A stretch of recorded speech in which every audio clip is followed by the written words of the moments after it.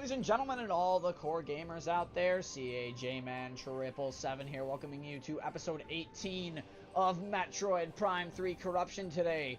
In the last episode, we became the Spire Defense Squad as we defended the Spire that had the Theronian bomb in it that we assembled in Elysia to destroy the Leviathan Seed Shield. We defended that Spire and dropped the Spire on the Leviathan Seed Shield in Elysia. So now we can get to the Leviathan Seed in Elysia. But also in the last episode, we decided to hop back to Brio and do a little bit of item collecting. And that's actually what we're going to start off doing in this episode, along with actually fighting the main boss, of course, of Elysia's Leviathan Seed. But before we get into that, I'd like to take this opportunity to thank our donators over there on Patreon. Valentine Blaze, MickeyPhorGens, MaddiLeigh, Thomas, Liotos, and Color Craze for their continued support to the channel. Can you tell it's late? Can you tell I'm tired? Can you tell I had a long day at college? Because holy God, I'm tripping over my words left and right here. That's a good way to start an intro, I think. But we're actually just going to continue with our item collection here, which means we are actually going to head all the way to the Thorn Jungle Air Dock on Brio, as you remember. We also are going to actually end up where we started this episode. We're actually going to end up right back in the same place that we started this episode once we're done with item collection in Brio, for now, at least. We're going to come right back here and take off to the Leviathan Seed Shield from this location. But, of course, that'll come when the time comes. We need to get through the Thorn Jungle Air Dock once again of Brio first.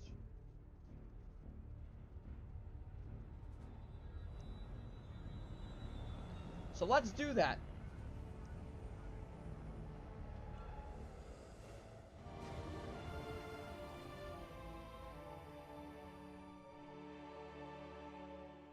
Alright.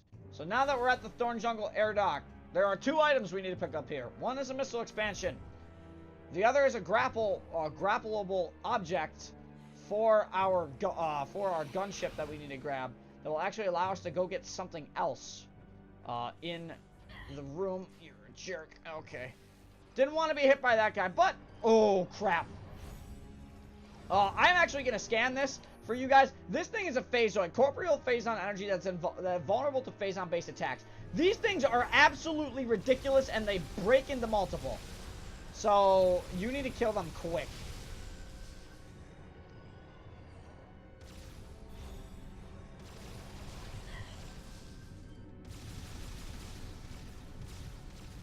As you can see, they're little walking bombs.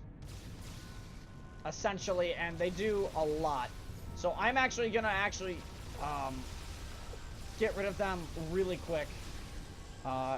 Carefully using my phazon energy. I'd rather do this so I'm not infected when they go into hyper mode. You may be wondering, why the heck am I wasting so much energy on these things? That's alright.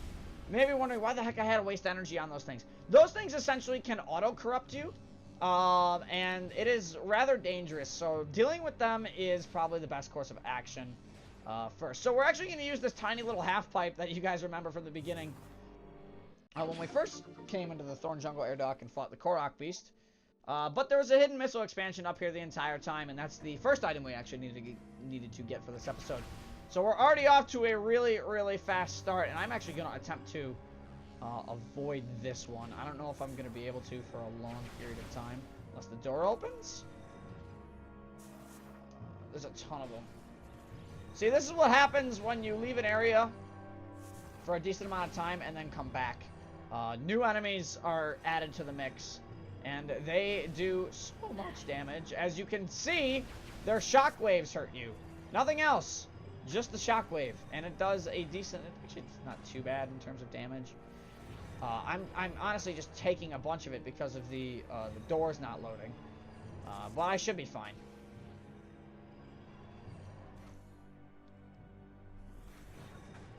Try to jump over it. Notice how long these doors take to load in the Thorn Jungle Air Dock. This is why I don't like these doors. The Shriek Bats do more than they do. Alright? The Shriek Bats do more than the Phazoids, but the Phazoids are just as deadly. Except they are not the strongest, either. So, keep that in mind. They're not the strongest form of Phazoid. There's another. So you may be wondering, why the heck did I go backwards in Thorn Jungle Air Dock rather than taking the route I did normally? Well, there's a simple reason for that, and that's because we need to connect the bridge that we had, as you guys remember. In the last episode, we made a little bit of a bridge in the Cliffside Air Dock, and it connects to the Thorn Jungle Air Dock. Now, how the heck are we getting that, you may ask? Well, here it is. We need to pick up another object.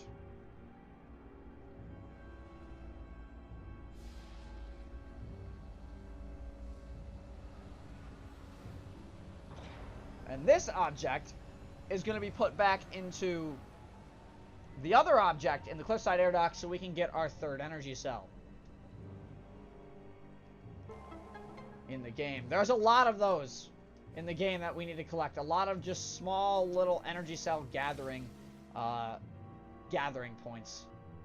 So it's very important that we get energy cells when we can get them, because otherwise it takes forever to find them. So here's the other side of that bridge that I was talking about. We're just going to spin this around to fully connect the bridge. And once the bridge, of course, is fully connected, we can just roll right back on across to the Cliffside Air Dock.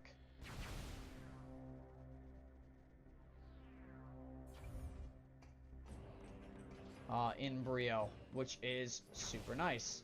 This is the only area in the game that actually connects to itself as well. Besides the this is the only area on Brio that connects to itself. Elysia essentially is one big map broken up into two sections. The third planet we're gonna go to is a decently sized map broken up into, again, multiple sections. Brio, however, is technically only two sections. Unlike Elysia, where Elysia has like 3, and the last planet has like 20.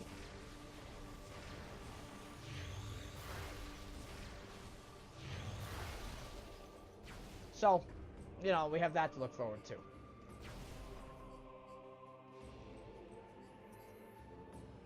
So I'm back in the hangar bay.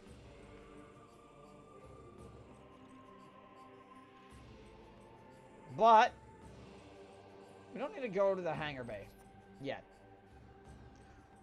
I mean, we're here, of course, but that's not why I walked in here. So the reason I walked in here was so we can walk through this door, go back down this little shaft.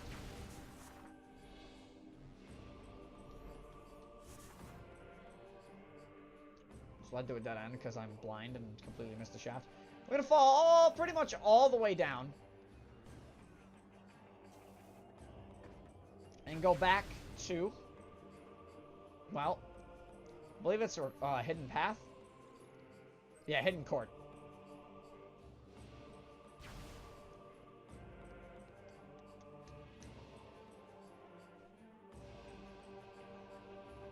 It's gonna take a while to load. That's okay, though.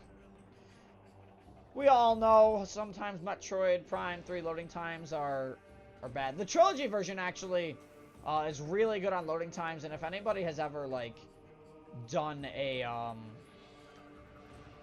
what is it? They've emulated it, there is, like, no load time. If you emulate in, like, 4K, there's, like, extremely minimal load time. You're talking, like, maybe 1-2 seconds, rather than 30. So with that now in place, it's going to spin the energy cell container.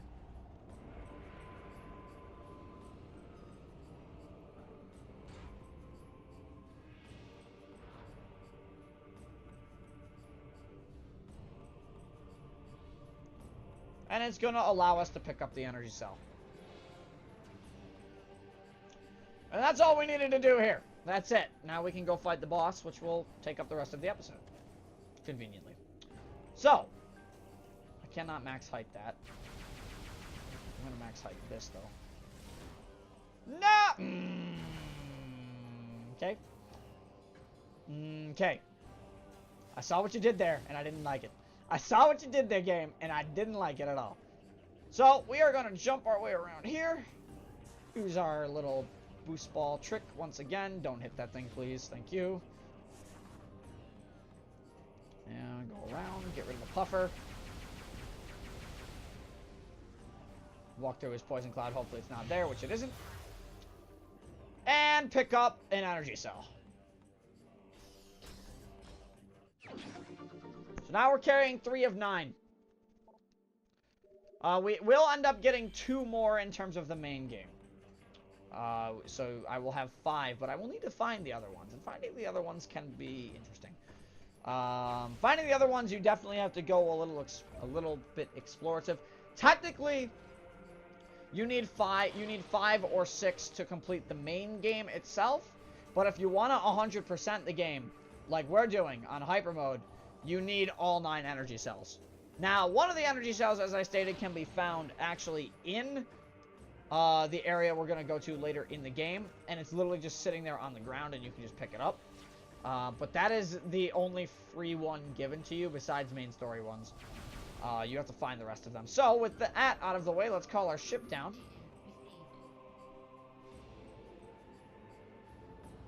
And get to the main event.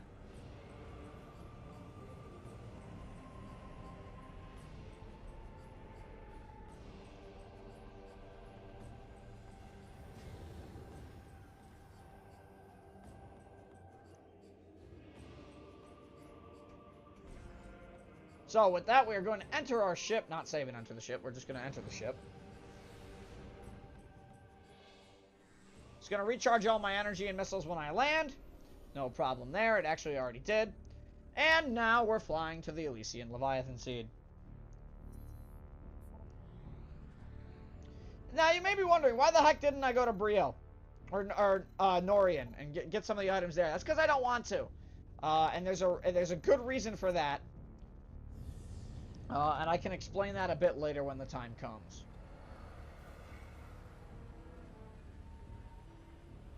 Part of the reason is obviously we don't have all the upgrades. But another reason is that if you go a bit later, there's a trick you can do that actually bypasses something rather important. And because you bypass an important section, you can get to the item in the area faster behind it. By having this later upgrade. I'm not going to spoil it yet. I'll explain it when we get to it, though. I'll explain why.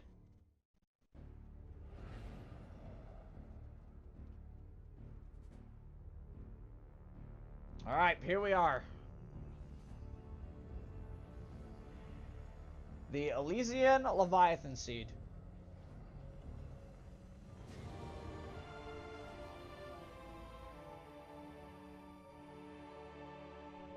And let's just go right for it. We've all scanned all these creatures before. You guys all know what these little things are, and you guys know if I were to drop down, I'd take a ton of damage. So, we're just going to quickly move our way into the Leviathan Seed. You may notice these little doorways have teeth. You know, I never noticed that before. So, it's going to make us use our Seeker Missiles. And it's going to make us use some Phazon.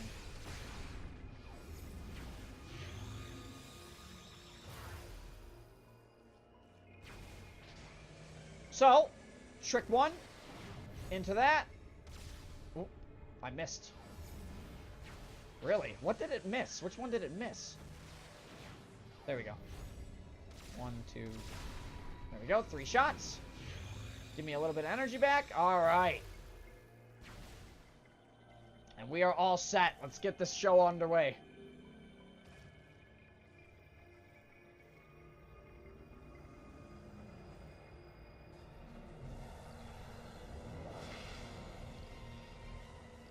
Ladies and gentlemen, the Elysian Leviathan Seed boss.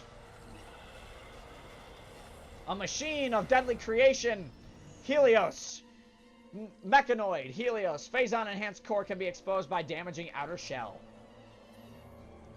Helios' exterior armor is well shielded but still vulnerable to beam weaponry. Inflicting enough damage will cause him to overheat and expose his Phazon enhanced core. This core can be overloaded with Phazon-based energy. Destruction of the core unit should prove fatal, but this is difficult to achieve. Target is the prime bot of a large group of swarm bots. all of which are energized by Phazon. Helios will use the Swarm Bots for both offensive and defensive measures, assuming different formations will allow for various forms of attack. So essentially, this is Thardus. This is the remake of Thardus, as you want to shoot as many Swarm Bots as you can. Helios' attacks are a giant Swarm Bot Phazon ball, which, by the way, will roll back and forth across the arena quite a bit. But you can break this by shooting the Swarm Bots to get to Helios' core by getting him to intentionally overheat. Now, this is only phase 1, of course, and if you get run into by this ball, it does an okay amount of damage. It's not going to end up killing you, like, instantaneously. Eventually, Helios, though, will stop, and he will go for other attacks. But, because I just did enough damage to him, Helios is now overheated. This is overheated Helios. Helios' outer shell is open, so what you're going to do here, just go into Hypermode, and you're going to want to blast as much Phazon into Helios as you can. Of course, though, if you get hit by Helios in any way, Helios does indeed actually block your vision with his attacks. So, Helios is kind of easy because you can kind of just walk back and forth, and his core stays active only for a certain period of time. You can break as many Swarm Bots as need be early in the fight to prevent him from going into multiple forms as well. This one in particular, he puts a Swarm Bot shield around him, and you can get your health and ammo pickups back by doing this. What you need to do is, if you see a set of Helios' Swarm Bots spinning, you need to blast them away very quickly. Now, he does have another form, which is more of a humanoid form, and we will see that momentarily, hopefully. But we also have a Seeker Missile form, where if you fire 5 Seekers, break all 5 points, it will instantly stun Helios, so you can deal all the damage to him and break his core. So with the basic explanation of Helios out of the way, I think it's about time that I shut up for a little bit and give you guys a chance to listen to the music. So here you go, enjoy Helios' theme while I kind of wail on his core for a little bit.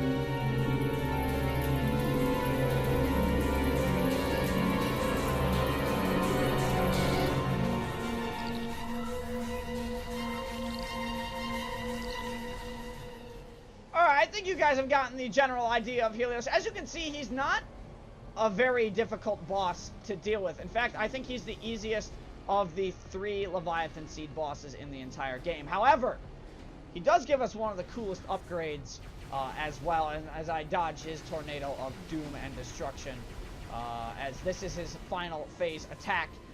We are all set and good to go here, so now I can blast away at Helios, and we'll be able to finish this fight really very quickly here, as he's going for the swarm-based attack. Now, you can hit Helios under this swarm-based attack as well. I need to be really careful. So if you focus down Helios during this attack, you don't have to deal with the swarm of swarm bots during this. But his final phase sequence of attacks is pretty brutal to deal with. So you want to try and damage the core of Helios instead of worrying about the swarm bots.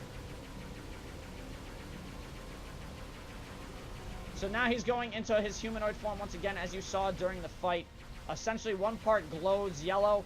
That is the part you immediately will aim for and destroy.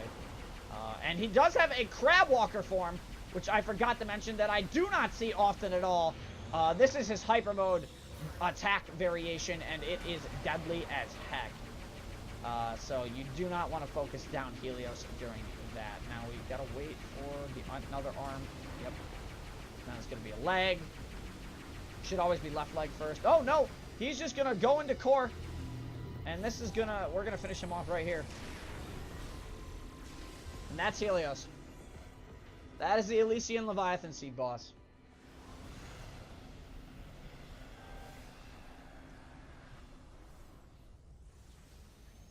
But of course, with Helios' defeat, the corruption in us even just grows further. And as you can see, my suit is even more glowy than before. And more blue. But it gives us probably the best hyper mode upgrade in the game, the Hyper Missile. This thing does so much damage. Now, some people say the fully charged Phazon Charge Beam does the same amount of, does more damage, and that is true.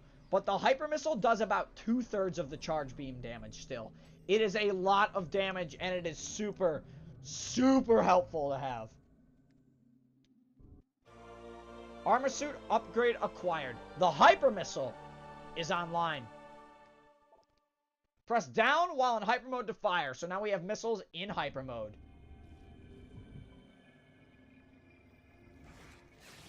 And these little crystal formations that we see around the core, of course, are things that we can blow up with Hyper Missile. Another thing with Hyper Missile is you can see how fast it travels compared to normal missiles. Hyper Missile is the fastest missile of any Metroid Prime game. It is that good. And of course, now we're going to overload the main core of the Leviathan Seed and destroy the parasite within. Its guardian, with its guardian defeated, this little tiny parasite has no choice but to surrender to our powers.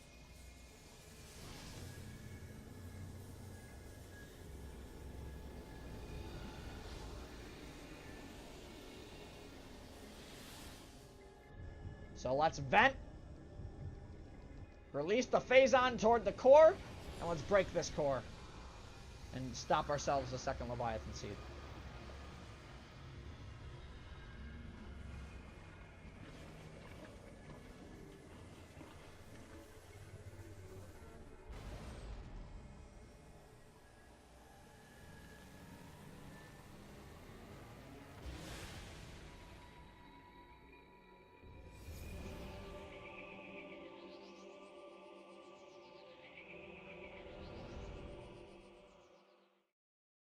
And that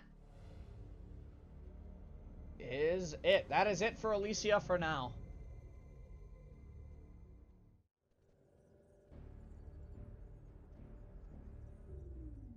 Elysia is now free of further corruption, Samus. Both Leviathans have been removed from Federation space. You have once again performed admirably. However, the threat is not over.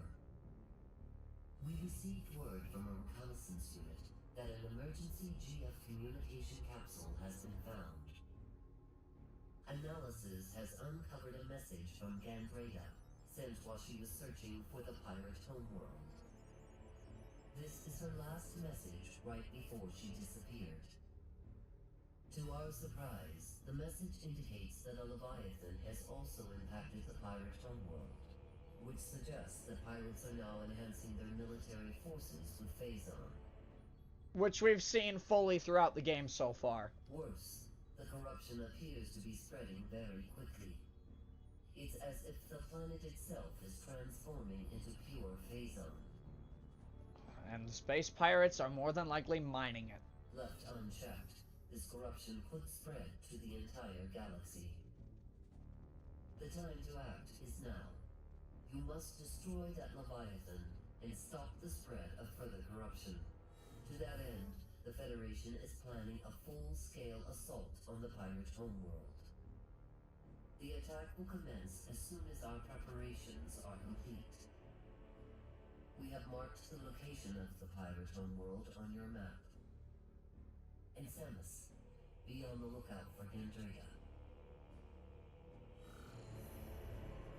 And with that, ladies and gentlemen, you know where we're going next. The final planet of the game in the unknown solar system just happens to be the Space Pirate homeworld. And we're gonna land straight in the middle of it and head right to their command center. Surely nothing can go wrong. No, I'm serious though. Like nothing, almost nothing goes wrong. Almost is the key word there though.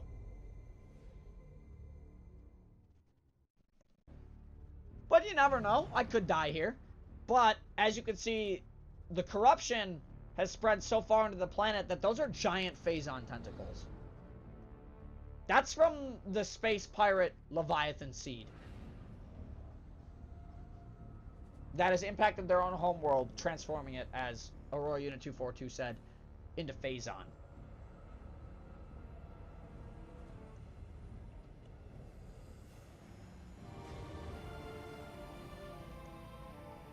But of course,